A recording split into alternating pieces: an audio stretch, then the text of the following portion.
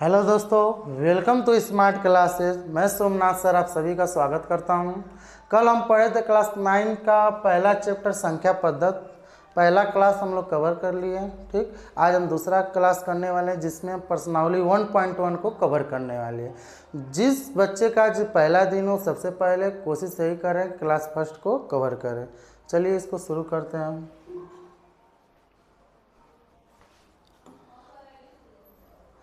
प्रश्नावली 1.1 का पहला प्रश्न है। प्रश्न क्या कर रहा है? क्या शून्य एक परिमेय संख्या है? क्या इसे p बट्टा क्यू के रूप में लिख सकते हैं? और जहाँ p और q क्या है? पूर्णांक है और q is not equal to क्या है? 0। कल ही जब हम क्लास कराए थे तो परिमेय संख्या में बताया जैसे शून्य को भी हम क्या कर सकते हैं? परिमेय संख्या। एग्जाम्पल भी नोट भी किए थे।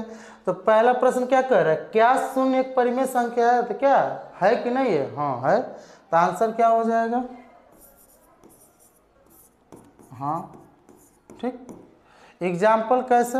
क्या इसे p बट्टा क्यू के रूप में लिख सकते हैं? बिल्कुल लिख सकते हैं। एग्जाम्पल से हम समझते हैं।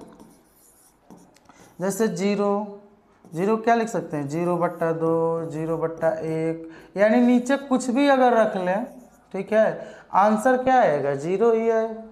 आए समझ में? इसलिए हम इसे कह सकते हैं क्या? देखो, जैसे हम जीरो के नीचे कोई भी संख्या लेते हैं तो किस फॉर्मेट में आ जाता है? p/q के। और जो p/q के रूप में जिसे व्यतीत कर दें यानी व्यक्त कर दें उसी को क्या कहते हैं हम? परिमेय संख्या। आए समझ में? तो यानी पहला प्रश्न क्या करता है? क्या शून्य एक परिमेय संख्या है? कहेंगे हाँ। क्या इसे पी क्यू के रूप में लिख सकते हैं? बिल्कुल लिख सकते हैं। कैसे? जैसे 0 है, मान लीजिए 0 के नीचे हम 2 लिख सकते हैं, 1 लिख सकते हैं, कुछ भी लिखेंगे। अगर 0 के नीचे 900 अगर 99 भी लिखते हैं तो कोई फर्क नहीं पड़ने वाले, आंसर क्या आएगा? 0। आई पूछ रहा था क्या p/q के रूप में अगर लिख दिए तो परिमेय पूछ रहा था तो परिमेय बन गया। क्यों? क्योंकि हर का मान भी क्या है? 0 नहीं है। आए समझ में? यही हमारा क्या हो जाएगा? आंसर हो जाएगा। कोई दिक्कत नहीं आता हूँ। चलते हैं नेक्स्ट क्वेश्चन पर। नेक्स्ट प्रश्न क्या कह रहा है? 3 और 4 के बीच में 6 परिमेय संख्या है, ज्ञात कीजिए। यानी 3 और 4 के बीच में कितना संख्या फाइंड करना है? 6। तो आपको कल हम क्या कहते? 2 तरीके बताए थे, ठीक है, कि मतलब कैसे कैसे निकालेंगे 2 संख्याओं के बीच की परिमेय संख्या। ठीक, तो यहाँ पर कितना बोला है? 6। तो हम क्या बोले थे? जितना बोलेगा उसमें एक जोड़ देना। कितना हो गया? 6 1 7। कोई दिक्कत नहीं आता। अब क्या करेंगे? 3 लिख लेंगे, यहाँ पर 4 लिख लेंगे। अब ये जो संख्या आया है 3 का गुणा अगर 7 में करते हैं 3 7 21। उसी तरह इस 4 में अगर 7 का गुणा करते हैं 4 7 क्या हो जाएगा? 28। कोई यहाँ तक समस्या? जिस बच्चे को अगर कोई दिक्कत होती है तो कमेंट बॉक्स में मैसेज जरूर कर देंगे कि यहाँ पर हमको समस्या है। ठीक है, आगे चलते हैं। 21 को क्या कर देंगे? यहाँ पर लिख देंगे। और 28 को क्या करेंगे? यहाँ पर लिख देंगे। जानते हैं 21 के बाद क्या आता है? 22, 22 के बाद 23, 23 के बाद 24, 24 के बाद 25, 25 के बाद 26, 26 के बाद क्या आएगा? 27 और 28 तो ऑलरेडी था। ये कितनी संख्याएं पूछा था? 6। क्या 6 संख्या हो रही हैं?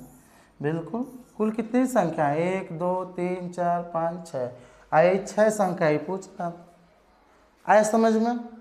किसी प्रकार की समस्या? ये तो था फर्स्ट मेथड। दूसरा भी तरीका बताए थे। जिन बच्चों का ये पहला क्लास है फर्स्ट वाला क्लास जरूर देखें, ठीक है। अगर उनको लगता है ये कठिन है, नहीं समझ में आ रहा, तो दूसरे मेथड से भी वो लगा सकते हैं। ठीक, एक बार और हम सेकंड मेथड को रिपीट कर देंगे, ठीक है। सेकंड तरीके से लगाते हैं इसको।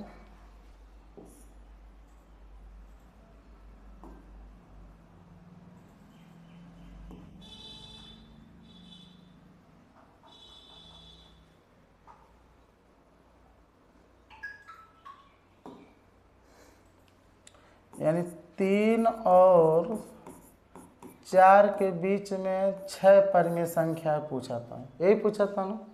ठीक, इसको हम मान लेंगे a, इसको क्या मान लेंगे? b। सूत्र क्या था? a + b/2।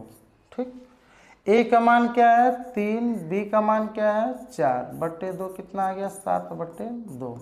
ठीक, यानी 3 और किसके बीच में निकालना है 4 के बीच में। तो पहली संख्या मिल गई कितना 7/2। ठीक, क्लियर है यहाँ तक। फिर क्या करेंगे, हमको 6 निकालना, अभी निकला कितना 1। तो चाहेंगे तो इन दोनों को भी एक साथ ले सकते हैं और इसको भी एक साथ ले सकते हैं। तो हम 7/2 और 4 को लेते हैं, इसको हम ए मान लेंगे 7/2 प्लस बी का मान 4/2। 4 दूना कितना हो जाएगा 8, यानी 7 + 8 और ये 2 नीचे आ जाएगा, कितना होगा 8 × 7 = 15, 2 दूना 4, यानी 15/, कितना हो जाएगा 4। ठीक, इसी तरह क्या करेंगे, फिर इसको और इसको ले लेंगे 15/4 प्लस बी का जगह क्या ले लेंगे 4/2। 4 चौक कितना हो जाएगा 16, 15 + 16/4/2। ये यहाँ आ जाएगा 15 और 16 31 और 4 × 2 कितना हो गया 4 दूना 8। ठीक, यानी कितना हो जाएगा 31/8। कोई समस्या है यहाँ तक। 6 बोला तो 3 निकाल चुके, 3 और निकाल के बताते हैं। फिर इन दोनों को एक साथ ले लेंगे, या ए मान लेंगे 31/8 और बी किसको मान लेंगे 4 को बट्टे में 2। 8 चौके 32, 31 + 32/8/2। 8 से नीचे आ जाएगा 32 और 31 63/8 × 2, यानी 8 दूना कितना हो गया 16, यानी हो जाएगा 63/16। ठीक, कितना निकल गया 1 2 3 4, 2 और निकालना है, निकालते हैं उसको भी। फिर इसको ए मान लेंगे 63/16 को प्लस बी मान लेंगे 4 को, यानी हो जाएगा 16 चौके 64/16/2। ये नीचे आ जाएगा 16 × 2, 4 3 7 6 6 12, यानी 127। 16 दूना कितना हो जाएगा 32, यानी 127/32। आया समझ में। 5 निकल गया, एक और निकालना है। इसको ए फिर मान लेंगे 127/32, बी मान लेंगे 4 को। चाहे तो इसको ए और इसको भी मान सकते हैं हम, कोई दिक्कत नहीं है। 32 का 4 में अगर इसमें गुणा कर देंगे तो 4 दूना 8, 4 3 12, 128। यहाँ पे 127 + 32/2। 32 के नीचे आ जाएगा 32 × 2, आई जोड़ देंगे 8 7 15, 8 7 15 के 5, 2 2 4 1 5, 1 1 2, यानी और नीचे क्या हो जाएगा 32 दूना 64, 255/64। ठीक है, यानी 3 और 4 के बीच में पूछ रहा था क्या कितनी परिमेय संख्याएं हैं। 6 पूछ रहा था, यानी 6 हम क्या कर दिए फाइंड कर दिए। 3 और 4 के बीच में कितना पूछा था 6 परिमेय संख्या है, मिल गई हमारी 6 के 6 परिमेय संख्या। यह दूसरा विधि है, यानी चाहे तो जो पहले वाले से बताएं, अगर वो आसान लग रहा तो उससे भी कर सकते हैं और इससे भी कर सकते हैं। दोनों का आंसर क्या होगा, दोनों कंडीशन में बीच की संख्याएं मिलेंगी। आया समझ में। चलते हैं नेक्स्ट प्रश्न पर। नेक्स्ट प्रश्न देखिए, वहां पर क्या था बट्टे के रूप में नहीं था, यहाँ आप क्या कर दिया बट्टे में दे दिया है। प्रश्न ये कह रहा है 3/5 प्लस 3/5 और 4/5 के बीच कितनी संख्या निकालना है 5। कितना निकालना है 5। ठीक, तो तरीका बताएं a + b/2, उससे भी कर सकते हैं। और एक तरीका क्या बताए थे, जितना कह रहा है 5 बोल रहा है तो 5 में एक ऐड कर दिए, कितना आ गया 6। अब इस 6 का क्या करेंगे 3/5 यहाँ लिख कर ऊपर भी 6 से गुणा करेंगे और नीचे भी क्या बन जाएगा 36 18 और 5 6 कितना हो गया 30। फिर उसी तरह क्या करेंगे 4/5 को यहाँ लिख लेंगे, इसमें भी हम क्या करेंगे 6 से ऊपर और नीचे गुणा करेंगे। 6 चौके 24, 6 5 30। कोई दिक्कत है यहाँ तक। किसके पीछे बोला था 3/5 और 4/5। 3/5 अब क्या बन गया 18/30 और 4/5 क्या बन गया 24/30, यानी 18/30 और 24/30, इसके बीच में संख्या निकालना है।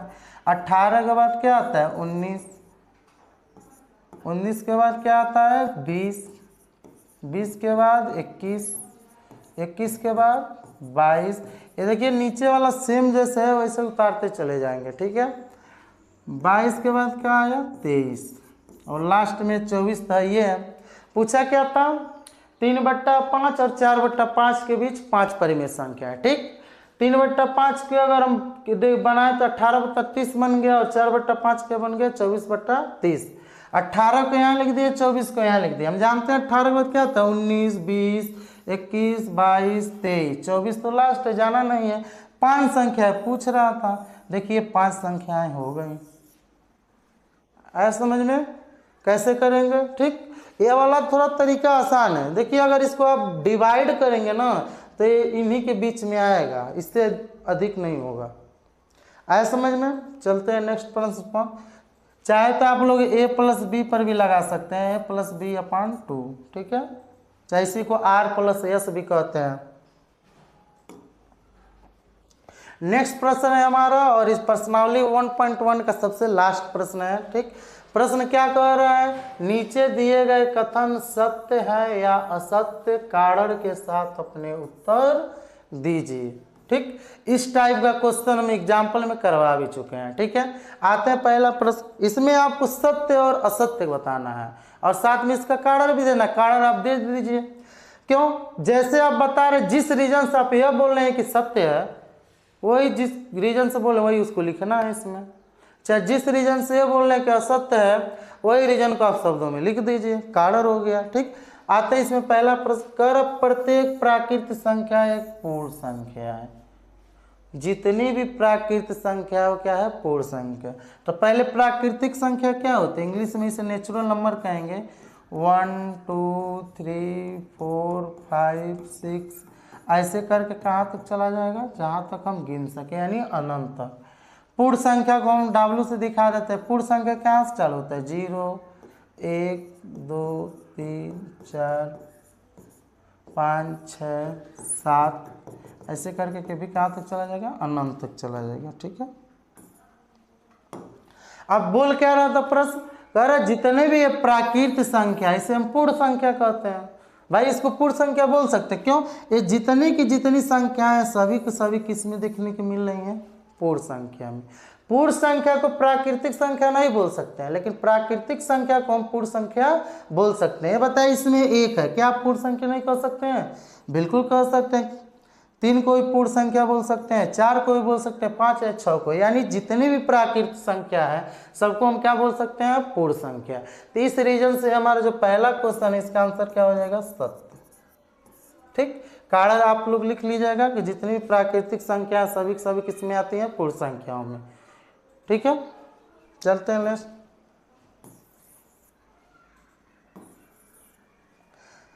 सेकेंड प्रश्न कहता है प्रत्येक पूर्णांक एक पूर्ण संख्या है, ठीक है। क्या बोल रहा है, प्रत्येक पूर्णांक एक पूर्ण संख्या है।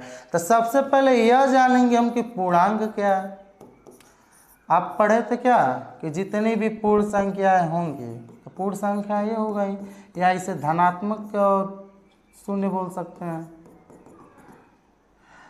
शून्य से छोटी यानी ऋणात्मक भी संख्याएं जितनी हो गई, यानी इन सब का जो संग्रह होता है इसी को हम क्या कहते हैं, पूर्णांक कहते हैं, ठीक।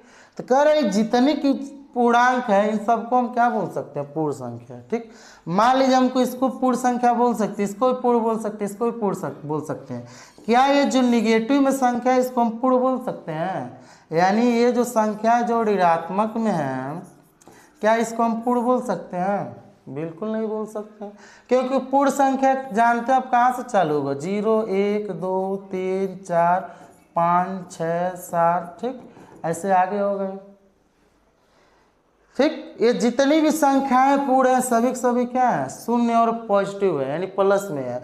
लेकिन पूर्णांक क्या है, शून्य या पॉजिटिव में तो है, साथ में क्या है, निगेटिव भी है। अब पूर्ण संख्या में क्या होता है, निगेटिव संख्या नहीं आती है, इसलिए हम पूर्णांक को हम पूर्ण संख्या नहीं बोल सकते हैं। क्यों, क्योंकि पूर्णांक में निगेटिव आ रहा है, पॉजिटिव वाले को तो हम पूर्ण संख्या बोल सकते हैं, लेकिन क्या निगेटिव वाले को हम पूर्ण संख्या बोल सकते हैं? नहीं बोल सकते। क्यों? क्योंकि निगेटिव जितने नंबर है पूर्ण संख्या में नहीं आते हैं, इसलिए हमारे इसका आंसर क्या हो जाएगा? असत्य। रीजन अगर आप लोग लिखना चाह रहे काड़र, तो काड़र में क्या लिखेंगे? लिखेंगे पूर्ण संख्याएं ऋणात्मक नहीं होती हैं। ठीक है, तो काड़र क्या हो जाएगा इसका? पूर्ण संख्याएं ऋणात्मक नहीं होती। अगर लिखना चाहते हैं लिख लीजिएगा, काड़र में पूर्ण संख्याएं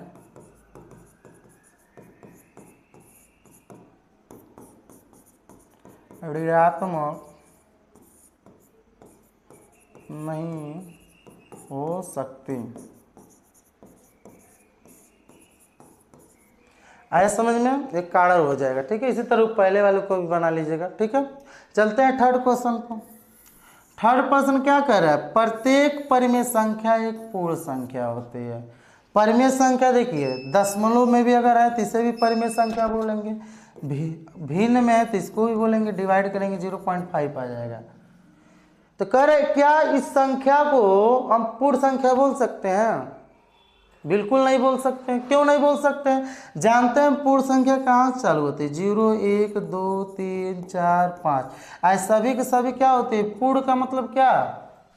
पूरा अपने आप में कंप्लीट हो, यानी डेसिमल में ना हो। क्या यहाँ पर कोई ऐसी संख्या है जो डेसिमल में दिख रही है, भिन्न में नहीं दिख रही है? और जो दशमलव में यानी डेसिमल में नहीं है उसको हम क्या पूर्ण संख्या नहीं बोल सकते हैं। इसलिए क्योंकि परिमेय संख्या में क्या होगा? डेसिमल भी आएगा, यानी आपका 2 भी आएगा, 0.5 भी आएगा, तो इसको तब पूर्ण बोल देंगे। लेकिन क्या इसको पूर्ण बोल सकते हैं? नहीं बोल सकते हैं। कुछ ही संख्या को आप पूर्ण बोल पाएंगे, सभी को हम पूर्ण नहीं बोल पाएंगे। यानी जितनी भी परिमेय संख्या है सभी के सभी क्या होंगी? पूर्ण नहीं होंगी। यानी जो क्या दशमलव वाला पूर्ण होगा? नहीं होगा, क्योंकि दशमलव में भिन्न में है। ठीक, आज जानते हैं पूर्ण संख्या क्या होता है? भिन्न या दशमलव में नहीं होता है, इसलिए इसका आंसर क्या हो जाएगा?